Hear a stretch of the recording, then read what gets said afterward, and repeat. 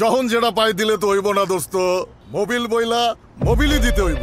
Mobil বইলা table দিলে তো হইব না। ঠিক মোবিল দিলে ইঞ্জিনে গাছ জমবো না, ক্ষয় হইব না, অতিরিক্ত গরমও হইব না, গাড়িও যখন তখন বয়া থাকবো না। তাইলে এখন থেকে সব ট্রাকে মোবিল ডেলবেক লেজেন্ডই দিমু। আসসালামু আলাইকুম ভিউয়ার্স, আরেকটি গুরুত্বপূর্ণ কন্টেন্ট নিয়ে আপনাদের নিকট আমরা দাঁড়িয়েছি। এই যে আমাদের নতুন স্টুডেন্ট দেখতে পাচ্ছেন, তাদের জন্য এবং আপনাদের জন্য শেখানোর জন্য মূলত আমরা এখন দাঁড়িয়েছি। দেখেন, এই দিন হচ্ছে কি সবাই আমরা জানি ক্যাম্প শেপ। এই ধরনের ক্যাম্প শেপ যেখানে থাকবে বুঝতে হবে যে একটা ক্যাম্প শেপ না, ওই ইঞ্জিনের ভিতরে সিলিন্ডার হেডের উপরে দুটি ক্যাম্প শেপ আছে। ক্লিয়ার? 100 বুঝছো কিনা? কারণ তার এখানে এই যে স্পকেট আছে না, ক্যাম্পশেপ স্পকেট এরকম থাকে, আরেকটার ভিতরে তারপর টাইমিং চেইন থাকে নাকি। আচ্ছা, এরপরে দেখো, আর এই ধরনের ক্যাম্পশেপ দেখতে পাচ্ছেন যে এটা এই ক্যাম্পশেপ হচ্ছে এখানে নিশ্চয়ই এই ক্যাম্পশেপ যেখানে আছে সেখানে প্রতি সিলিন্ডারে দুইটা করে বাল্ব আছে। এই যে দুইটা, 1 2 3 4 8টা বাল্ব আছে মাত্র। এই ক্যাম্পশেপ থাকে হচ্ছে এইটার ভিতরে, এরকম ব্লকের ভিতরে থাকে। দেখেন এইটার ভিতরে 1 2 3 4 5টা জিনিস আছে, একটা ব্যতিক্রম আছে। বাবা একটু সামনাসামনি দেখাও। একটা ব্যতিক্রম আছে, এটা হচ্ছে পাম্প আছে না, অয়েল পাম্প থাকে, যে অয়েল পাম্পের যে পাম্পের যে শেপটা আছে এরকম শেপ থাকে। এই যে শেপটা আছে না, এই শেপটা এরকম ঘুরে যায়।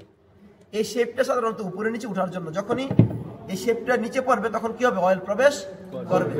যখন উপরের দিকে ধাক্কা দিবে তখন অয়েলটা বাইরে ইঞ্জিনের বিভিন্ন স্থানে যাবে। অর্থাৎ এটা হলো অয়েলের অ্যাসেন্টিক। বুঝছো কথাটা?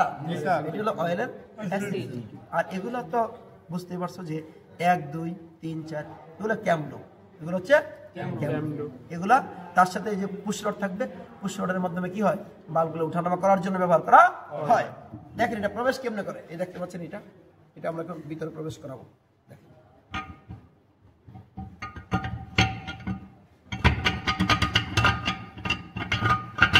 এই যে প্রবেশ করছে। যখন এটা এরকম ঘুরবে, সামনাসামনি এদিকে আসি, যখন এটা এরকম ঘুরবে দেখা যাচ্ছে, একটু উপর থেকে দেখানোর চেষ্টা করি। এই যে এরকম যখন ঘুরবে তখন এখানে পুশ রডের মাধ্যমে বাল্বগুলো উঠানামা করবে। কিন্তু আরেকটা জিনিস খেয়াল করি যে এই যে ছিদ্রগুলো আছে সবগুলো ভালো করে শেখার চেষ্টা করবে, এই জন্য বলতেছি এই ছিদ্রগুলো কিন্তু অয়েল থাকে এখানে সবসময়। অয়েল থাকবে কি হবে, ক্যাম্পশেপটা ভালো থাকবে, তা নাহলে ক্যাম্পশেপ কি হবে, নষ্ট হয়ে যাবে। এখানে কিন্তু অনেকে আমরা মনে করতে পারি যে পানির লাইন, কিন্তু না, এগুলো পানির লাইন না, এগুলো হচ্ছে কিন্তু অয়েল থাকবে এখানে, কারণ সরাসরি ক্যাম্পশেপের সাথে সংযুক্ত। পানির লাইন শুধু এগুলা, এই যে ওয়াটার জ্যাকেট বলে এগুলা, আর অয়েলের লাইন হচ্ছে এটা। আমরা মোটামুটি একটু বোঝার চেষ্টা করব। আবার একটু বাইর করি আমরা জিনিসটা।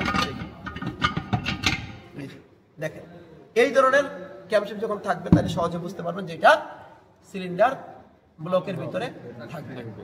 ধন্যবাদ সবাইকে।